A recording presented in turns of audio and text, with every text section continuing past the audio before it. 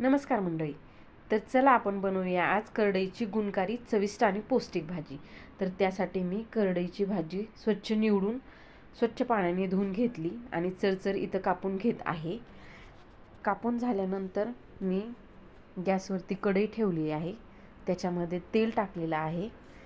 त्यानंतर त्याच्यामध्ये मोहरी 1 चमचा, जिरे 1 चमचा, हळद 1 चमचा, त्यानंतर लसूण टाकलेला आहे कट केलेला, आणि त्यानंतर भाजी टाकून त्याच्यामध्ये भिजवलेली मुगाची डाळ टाकलेली आहे आणि परतून घेतलेली आहे. त्याच्यामध्ये मीठ टाकलं, हलवून घेतलं आणि त्यानंतर वाफ काढण्यासाठी मी त्याच्यावरती ताट ठेवलेलं आहे.